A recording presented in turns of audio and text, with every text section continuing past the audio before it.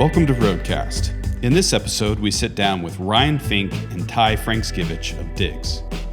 Diggs is changing the way we interact with our homes.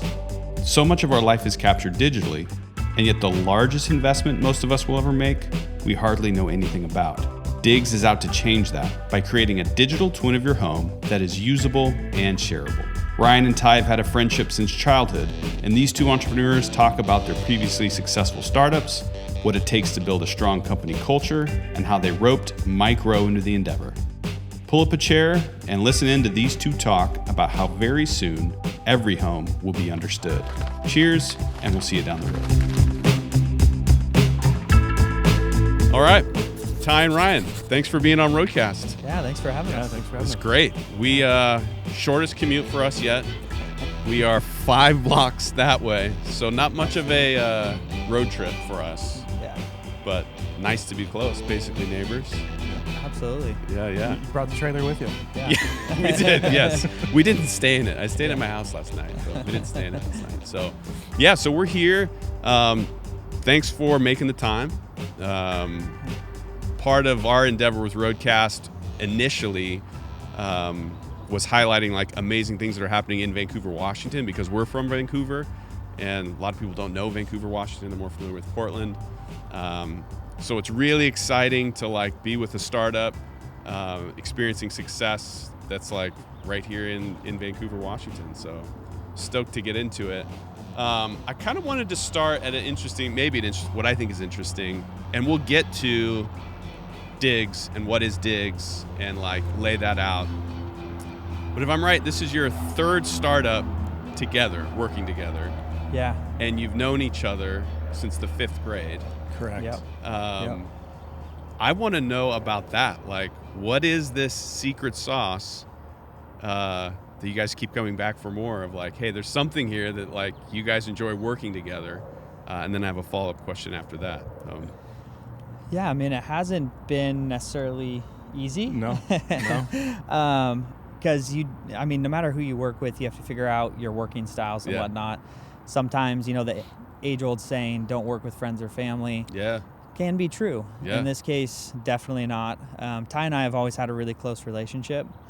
We've always been, more like brothers, so really honest with each other. And any good business relationship starts with honesty and Yeah. trust. So I think very quickly, when we got together, we said, hey, if we're going to make this work, we're going to have to be really honest with each other, even when it's tough, Yeah. or even when one of us, is, needs to be brought up a little bit. Mm-hmm.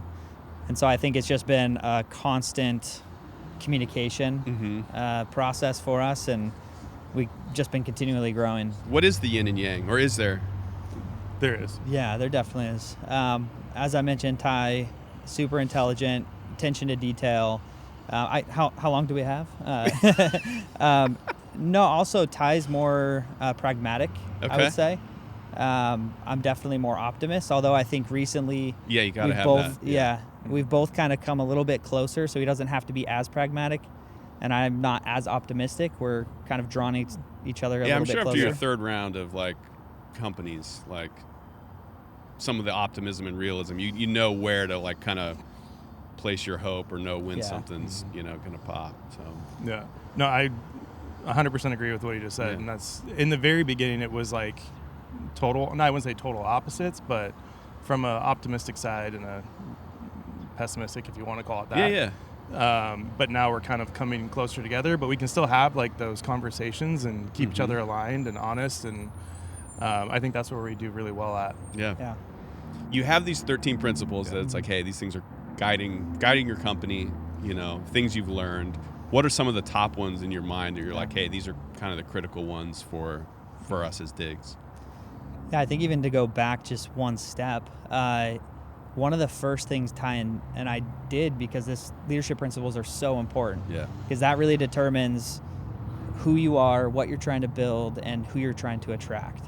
And so before we wrote any code, even formed a company, Ty and I sat down, locked ourselves in a room, and we tried to look back at Stream and OTG and say, okay, what are the things that really worked that we couldn't put our finger on? And then what were some of the things where rough points around our culture. I love that. Yeah. And then let's get that all down on paper, put together a blueprint of what we want our culture to be, which turned out to be these leadership principles that we hire by, we fire by, we judge ourselves and the rest of the team around what does success look like to be a part of this culture. But some of my favorite is honesty always with positive intent. Honesty always with a positive intent. Yeah. Yeah. So it's came from inspired by a book called No Rules. Oh by, yeah. Netflix. Yeah. Yeah. And what's really cool about it is it forces you. It's an expectation. If you're in a meeting and something happens that may be against the culture, or someone may be going down the wrong path, your honesty always with positive intent means you need to speak up in that moment, which is kind of counterintuitive to how humans operate. Like maybe you want to pull somebody aside, or it's a little awkward when you're giving someone constructive feedback. But I think that's something that we've done really well here, and it's helped us create a culture of honesty. Yeah, I love that. Yeah, I heard someone talk about, in that same vein, this radical candor, but you have to create, like you guys are, create a culture of it. It can't be one person like, I'll be honest, and no one else wants to be. So I think that positivity thing, that's huge as well. Like saying, hey, this is like, the team that gets reality the best is the team that wins. I mean, ultimately for everything, like can respond and going like the way you get to that is the truth. And so it's hard to foster a culture of honesty, but I like that. Yeah. How about you? Is there one that sticks out to you? Or? Yeah, I mean, along those lines, it's a muscle. Not everybody has that muscle. Yeah. So it's definitely something new, but you have to also train that and learn it to be able to have that conversation with folks. Yeah. There's a couple. We have a context, not control.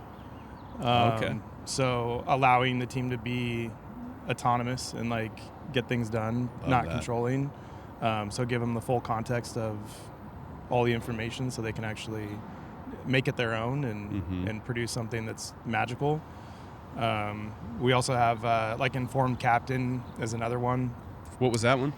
Informed captain. Okay. So pretty much like if everybody's in control, like nobody's in control then. Yeah. So who is that one person that's going to lead this project or lead this initiative or get the job done? Yeah. And they're the ones that are the IC and making those decisions and ultimately being accountable for that. I mean, I think that's a fascinating to go like, all right, what have you gleaned? And like the No Rules book, how people are leading. I think it's always fascinating to get a peek. Okay, let's talk about Digs. Yeah. It is so hard to get a good name. Like naming sucks. Yeah. How did you get Digs for a software that deals with, AI, housing, all of this stuff? It just feels like no way. There's no way that was available. But you guys got it. No, Ty and I, again, kind of locked ourselves in a room and we threw out a bunch of names, no bad ideas type of thing. And then we came across, what's some slang for the home. Yeah. And I was watching Finding Dory with my kids. And the octopus goes something about his new digs. Yes. I was like, oh my goodness. Like that's a really cool name for, and I've used that before. And so of course it was taken. So we're trying to do different plays on digs and, digs with a Z instead of an S. And we spent like a couple of months negotiating through a domain broker with the owner. And there was just no way we were going to pay the price for DIGZ. And so I thought, what if I just reach out to the owner of digs.com and see if they'd be willing to sell? And so found their contact, reached out, and they're like, yeah, definitely interested. So we were able to... What was it? Or were they just holding it?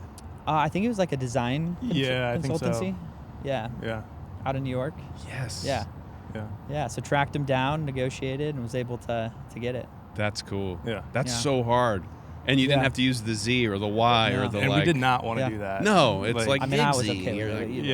That was one of the things I was pushing back on. He was right. Yeah. Lift with a Y. Yeah. Real neat. Yeah. Okay. Got another one of these. Okay, so give us the overview. Like, give us the quick Cliff Notes. What is Digs? Yeah, Digs is a AI collaboration software. really geared towards the client collaboration, so between builder and client through the build process, but also internal collaboration with all the various stakeholders as well, focused on pre-construction, design, and handoff and warranty. So through that collaboration, our AI helps organize all of the decisions, all the PDFs, information, so that when it's handed off, it generates a 3D digital twin of the space, a true semantic understanding. So the inventory and all the spatial information, everything's organized, just to help with the warranty process for the builder. But then for the homeowner, to give them a digital platform that's living and breathing, so that they can better own and maintain their home, and one day even purchase things through that digital twin for their home, since Diggs knows the various different products and what you would need for things like replacement products, light bulbs, water filters, etc. The whole thing. Was there a moment when you were like, just the light bulb hit and you're like, this needs to happen? Like, I see it. I mean, there were some similarities in some of your early ventures, but was there a moment when you're like, oh, I see this problem and I see what needs to be solved? Or was it kind of a slow roll of like building this solution? I think it was both. I think you had an aha on the building. Yeah, I had an aha in the building, and then he built a home and had the same aha. What was the aha? The aha is like, in the build world, there's so much communication and documentation when you're actually building a home. Like, people are using Dropbox or Google Drive or Excel spreadsheets. It's such a manual process, and conversations are back and forth through text or email or phone calls, and you have no way of like accurately documenting it right on the spot. And so things get lost in conversations or even while you're on the job site. And Ryan was like, hey, like, I just went through this process building the home. Actually, I'll let you speak to it. But yeah, just built our first home and told Ty about the process and how, at the end of the build, we got a binder. And then as I was going through with my wife, all the design phases, meeting with like the flooring and countertop, the cabinets, etc. Everything was, let's lay it all out and take pictures, or let's go pen to paper. Even the lighting design was all on the blueprint, but pen to paper, and then she would scan it in. Yeah. And then our builder would get like 6 or 7 different versions back. And then at the end of the build, I was like, okay, all this information was there, but I'm getting a binder with very little information and don't understand this, home that we just invested so much in. Yeah.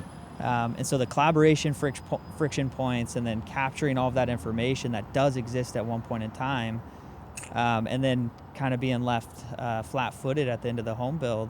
And we had a phenomenal builder, by the way. Like, great experience. It's not the fault of the builder. It's just like no one's doing this yet. No one's like consolidating. Well, to some degree. Yeah, to some degree. Like, there are.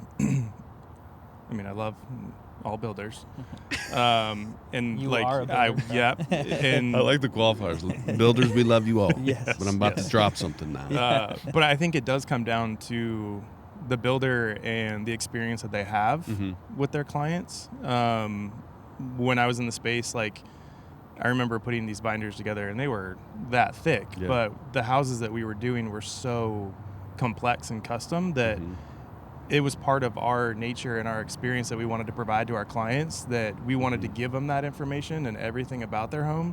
But there's some builders that don't do that, and they'll provide 5-10% of the information that's in their home. And all these homeowners, I mean, if you are a homeowner, you have all these products, these paints and everything in your home that you probably don't know what they are.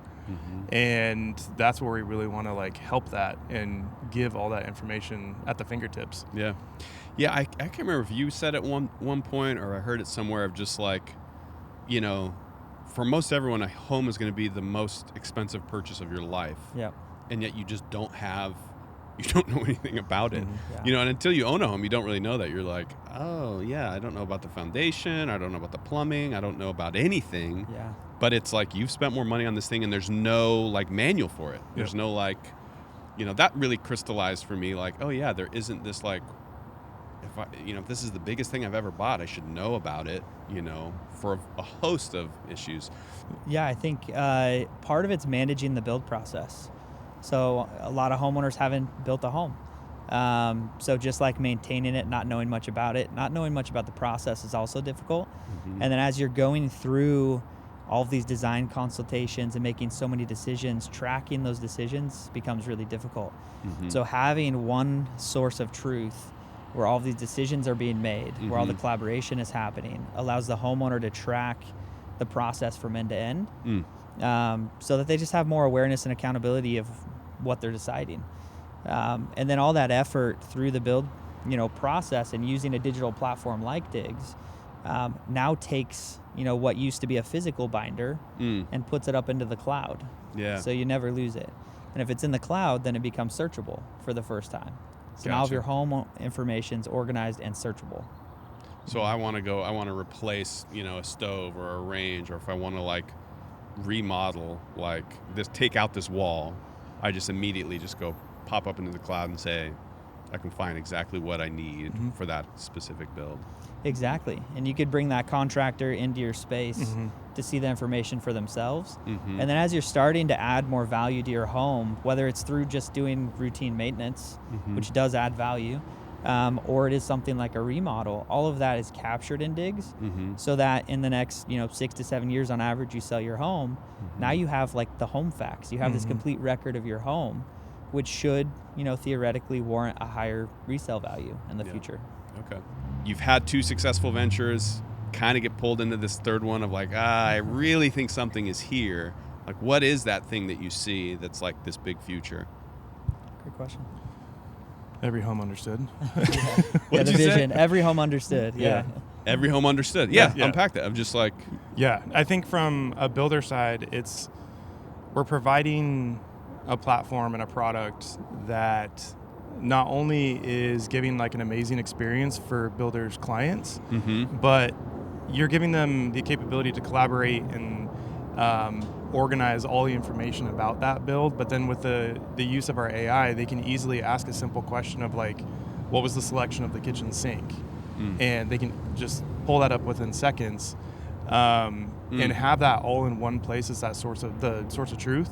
Yeah. Which I think is missing today.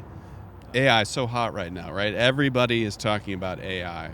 You both have experience kind of pre this craze with machine learning. And this isn't necessarily Diggs specific. I just think it'd be interesting for the two of you who have been in the space. What are some misconceptions around machine learning that you feel are out there right now? Yeah, so we're leveraging, external tools like OpenAI and others, but we're, as Ty mentioned, training our own custom model specifically on home data. And I think one of the misconceptions today is that AI can do everything and it's scary. In reality, AI still needs a human in the loop for most use cases. So even for what we're doing, we have a human in the loop that's tagging and training on the data. And when we get things wrong, we're re-tagging, we're retraining, and it's a process. Yeah. So you kind of have some of these misconceptions, around how maybe advanced it is.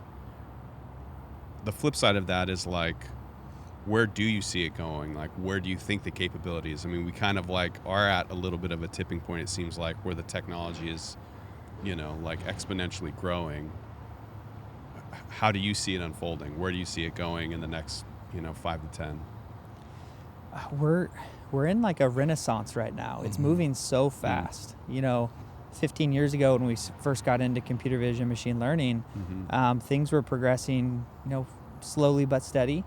Over the past couple of years even, it's just been, the advancements have been so much faster, and the ability to actually deploy a scalable model has been possible for the first time. So I think we're going to see a lot of really fast advancements. And I think in the future, when we can reach the level where the AI can reason as well as a human, I think we'll be there in 3 to 5 years. Really? And if or when we are, I think that's where things get really exciting. It's going to automate a lot of the monotonous tasks that humans do today, and allow them to just focus on their craftsmanship in our trade, for instance. But I do think it's going to take a lot of responsibility as well. And we can't have a consolidation of power in AI. I think that's when something wrong could happen. It could be misused. So I think having more open AIs in the world is going to become really important. There's no better time to get into AI than now. But the advice I think we would have is apply it to your domain expertise. Yeah. So I see too many founders, trying to jump on AI and then applying it outside of their expertise. Yeah, their expertise. And don't put that extra burden on yourself. Apply it to real pinpoint with something that you know. Yep. Yeah. All right, last question. Yeah. Fangirling a little bit. Mike Rowe. He's on the team. I mean, I feel like I hear things like, is he part of Diggs? I know that you guys, advertise on his podcast, but being someone that like grew up watching Mike dive off the back of boats Dirty and like jobs. climb into, stalls and clean things, like he's just the guy, like he's the guy. Yeah. And maybe I'm more curious, like, what's it feel like to be connected and to be working alongside in whatever capacity he is, I mean, I'm gonna fanboy out too. He's grew up watching him as well, so yeah, it was incredible. Yeah. How did it come about? Yeah. Even? I mean, how does it feel? But also, how did it come about?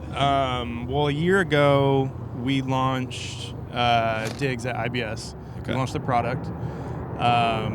Came out of stealth, and he was the keynote speaker. Okay. In front of thousands of people, and we were watching them, and everybody loved him. I mean, everybody knew who he was. It was great. And Ryan, we were standing on the wall. He looked over and he was like, "I want him to be our spokesperson." Let's hold on for a second. Okay. This is too good of a story to get ruined by the muffler.